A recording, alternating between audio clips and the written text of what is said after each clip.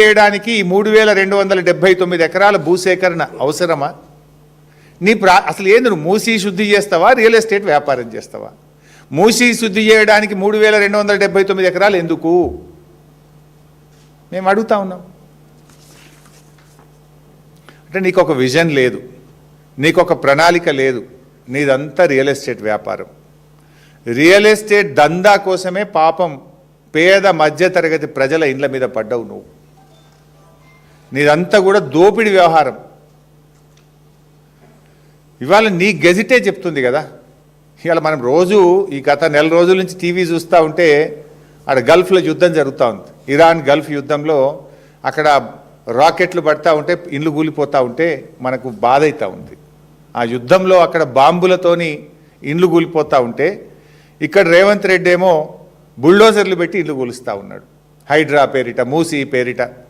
ఏ యుద్ధం లేదు కానీ రేవంత్ రెడ్డి బుల్డోజర్లు ఇక్కడ పేదల ఇండ్లు కూలుస్తూ ఉన్నాయి. పేదల మీద రేవంత్ రెడ్డి బుల్డోజర్లతో యుద్ధం చేస్తూ ఉన్నాడు. ఇది 10,017 ఇండ్లు కూల్చుడేంది? మూసీ నదిని శుభ్రం చేయడానికి 10,017 ఇండ్లు కూల్చాల్సిన అవసరం ఏంది అని సూటిగా అడుగుతూ ఉన్నాం.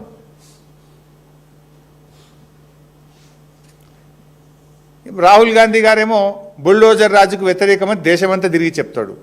మరి రేవంత్ రెడ్డి కూల్చే ఈ బుల్డోజ్ రాజ్యం రాహుల్ గాంధీ కనబడతలేదా? రాహుల్ గాంధీ నువ్వు దేశానికి ఏం చెప్తావు?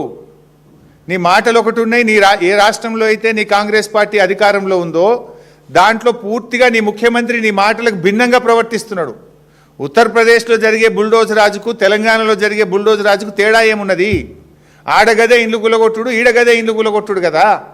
మరి నువ్వు ఆడ పోరాటం చేసినావు, ఇక్కడ నీ ముఖ్యమంత్రికి ఎందుకు మొట్టికాయలు వేస్తలేవు?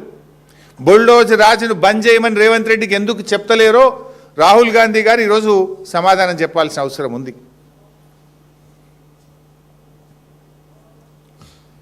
ఇవాళ ఇంకా చాలా విషయాలు కూడా ఉన్నాయి. బట్ నేను కొన్ని ఇలా డాక్యుమెంట్స్ కూడా ప్రజల ముందు పెట్టదలుచుకున్నా. సూటిగా స్ట్రైట్ క్వశ్చన్స్ రేవంత్ రెడ్డి ప్రభుత్వానికి ఒక 8 ప్రశ్నలే అడుగుతాను, ఎక్కువ కూడా అడగదలుచుకోలేదు. చాలా ఉన్నాయి కానీ డీటెయిల్గా మళ్ళీ అసెంబ్లీలో మాట్లాడతాం. I have a straight 8 questions. ఇవాళ ముఖ్యమంత్రి మరేదో ప్రజెంటేషన్ ఇస్తున్నాడు, దాని సంగతి ఏందో చెప్పాలి. నేను రేవంత్ రెడ్డిని అడుగుతా ఉన్నా, మూసీ నదికి డిపిఆర్ వచ్చిందా? ఇప్పుడు నీ ప్రాజెక్టుకు నువ్వు చేయబోతున్నటువంటి ప్రాజెక్టుకు డిపిఆర్ ప్రిపేర్ అయిందా? డిపిఆర్ ఉంటే పబ్లిక్ డొమైన్లో పెట్టు, ప్రజల ముందు పెట్టు. ఒకవేళ డిపిఆర్ ప్రిపేర్ కాకపోతే ఎందుకు నువ్వు పేదల ఇల్లు కూలుస్తున్నావు? ఎందుకు ఆ పేద మధ్యతరగతి ప్రజలకు నోటీసులు ఇచ్చి నిద్రలేని రాత్రులు ఎందుకు గడిపేలా చేస్తున్నావు? నేను అసెంబ్లీ డాక్యుమెంట్ మీ ముందు పెట్టబోతా ఉన్నా. ఇది మొన్న పోయిన అసెంబ్లీ సెషన్లో జనవరి 2026. ఇది this answer is approved by honourable chief minister కింద చూడండి. ఈ సమాధానము ముఖ్యమంత్రి యొక్క సంతకంతో ఆమోదంతో ఆ శాసనసభలో పెట్టామని, ఇది శాసనసభలో ముఖ్యమంత్రి గారు ఇచ్చినటువంటి సమాధానం. Question number 1363. The details of the progress achieved regarding the Moosi revitalization project. ఇందులో ఆన్సర్ ఏమంటారంటే, the consortium will study, plan, analyze, design, prepare and submit the following DPR in 18 months from Usman Sagar to Gauravelli and Himayat Sagar to Bapu Ghat. Himayat Sagar to Bapu ghat DPR ఇవ్వడానికి 18 నెలలు పడుతుంది అని ముఖ్యమంత్రి గారు అసెంబ్లీలో ఇచ్చిన సమాధానం. ఎప్పుడు ఇచ్చిన? మొన్న జనవరిలోని. ఇప్పుడు నెల రోజుల కింద, 2 నెలల కింద ప్రభుత్వం ఇచ్చిన సమాధానం ఇది. బాపు ఘాట్ నుంచి హిమాయత్ సాగర్ వరకు డిపిఆర్ ఇవ్వడానికి 18 నెలలు పడుతుంది, మేము ఒక కన్సార్షన్కి ఇచ్చినాము అని ప్రభుత్వం సమాధానం చెప్పింది. అంటే నీ డిపిఆర్ రావడానికే ఇంకా 18 నెలలు పడుతుంది. డిపిఆర్ఏ రాకుండా పేదలకు ఎట్లా నోటీసులు ఇచ్చినావు? డిపిఆర్ రాకుండా ఇండ్లు ఎట్లా కూలగొడుతున్నావు? అసలు నీ డిపిఆర్లో ఏమున్నదో తెలియదు కదా. డిపిఆర్ ఏమనిస్తుంది ఏజెన్సీ? ఎంత బఫర్ ఉండాలి, ఎట్లా గాంధీ స్టాచ్యూ కట్టాలి, ఎంత దూరం ల్యాండ్ ఎక్వైర్ చేయాలి, అవన్నీ బేసిక్ థింగ్స్ ఎక్కడొస్తాయి? డిపిఆర్లో వస్తాయి. There is no DPR at all. DPR రావడానికే 18 నెలలు పడుతుంది అని అసెంబ్లీలో నువ్వే సమాధానం చెప్పినవు. డిపిఆర్ లేకుండా ఎందుకు పేదలకు నోటీసులు ఇచ్చినావు? ఎట్లా, ఏ బేసిస్లో నోటీసులు ఇచ్చినావు? డిపిఆర్ఏ లేకుండా 10,017 ఇండ్లు కూలుస్తాము అని గెజిట్ నోటిఫికేషన్ ఎట్లా ఇచ్చినావు? వితౌట్ డిపిఆర్ నువ్వు ఈ నంబర్ ఎట్లొచ్చింది? 10,017 ఇండ్లు కూలుస్తాము అనే నంబర్ ఎట్లొచ్చింది వితౌట్ డిపిఆర్? దీనికి సమాధానం చెప్పాలి. నీ డిపిఆర్ 18 నెలలకు వచ్చేది ఉంటే ఇప్పుడే ఆ పేదలకు ఎందుకు నోటీసులు ఇస్తున్నావు? ఎందుకు బుల్డోజర్లు పంపుతున్నావు? ఎందుకు ఆ ప్రజలకు నిద్ర లేకుండా చేస్తున్నావు? ఎందుకు ఆ పేదల ఇండ్లు చాదర్ఘాట్లో 300 ఇండ్లు కూల్చినావు? దీనికి సమాధానం చెప్పు. This is my question number 1. Question number 2,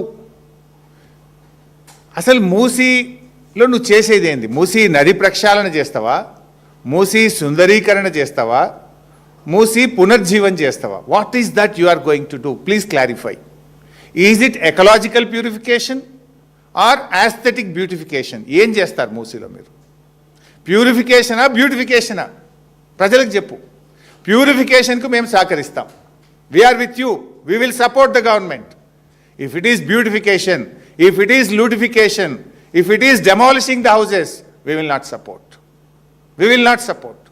You please clarify. ఏం చేస్తావు అసలు మూసీలా?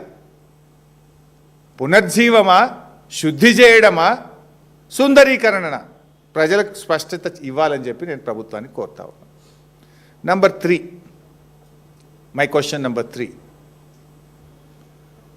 చంద్రబాబు నాయుడు టైంలో స్టార్ట్ అయింది నందనవనం పేరిట ఈ మూసీది. అప్పుడు స్టార్ట్ అయింది. సరే, అందరు ముఖ్యమంత్రులు వారి వారి ప్రయత్నాలు చేశారు. అసలు బఫర్ ఎంత? ఒక ప్రభుత్వం బఫర్ 9 మీటర్లని ఇచ్చింది, ఒకరు 30 మీటర్లని ఇచ్చారు, ఒకసారి 50 మీటర్లని ఇచ్చారు. ఇప్పుడు రేవంత్ రెడ్డి బఫర్ 100 మీటర్లు అంటుండు. అంటే ఈ బఫర్ 100 మీటర్లు పెట్టడానికి is there any scientific study? బఫర్ను ఎలా నిర్ణయించారు 100 మీటర్లని? దీనికి ఏమైనా సైంటిఫిక్ స్టడీ ఉందా? ఉంటే ఆ స్టడీ బయట పెట్టండి, వివరాలు బయట పెట్టండి. How do you decide 100 metres? ఇంకొక ఇష్యూ కూడా ఉంది మూసీలో. మనం చూస్తాం అప్పుడప్పుడు వెళ్ళినప్పుడు. మూసీ ఒక దగ్గర 200-300 మీటర్లే ఉంటుంది, ఒక దగ్గర కిలోమీటర్ ఉంటుంది. నువ్వు ఎక్కడి నుంచి 100 మీటర్లు అంటున్నావు? 300 మీటర్లు ఉన్న కాడ నది మధ్య నుంచి 100 మీటర్లు అంటావు. మూసీ ఎరోడై అంటే ఏమైందంటే నది ప్రవహించి కొన్ని చోట్ల ఆ పక్కనుండే సాయిల్స్ ఎరోడైపోయి అది కిలోమీటర్ అయింది. మరి కిలోమీటర్ ఉన్న దగ్గర కూడా బండు నుంచి 100 మీటర్లు అంటవా? 300 మీటర్లు ఉన్న దగ్గర కూడా బండు నుంచి 100 మీటర్లు అంటవా? అసలు ఆ 100 మీటర్లు ఎట్లా డిసైడ్ చేస్తావు? ఎక్కడి నుంచి డిసైడ్ చేస్తావు? ఫస్ట్ ఆఫ్ ఆల్ అసలు 9 మీటర్ల నుంచి 100 మీటర్లకు పెంచడానికి what is the scientific study? Analysis ఏందో చెప్పు, బేసిస్ ఏందో చెప్పు. అండ్ అది ఎలా కొలుస్తావు? మూసీ ఒక దగ్గర 300 ఉంది, ఒక దగ్గర కిలోమీటర్ ఉంది. How do you take that 100 metres? 300 అనే బేసిస్ తీసుకొని పోతే చాలా చోట్ల ఇండ్లు బచాయించిపోతాయి. మరి ఒక చోట కిలోమీటర్ ఉంది, కిలోమీటర్ ఉన్న దగ్గర కూడా ఆ బార్డర్ నుంచి 100 మీటర్లు డిసైడ్ చేస్తావా? How do you decide? Please clarify. This is number 3.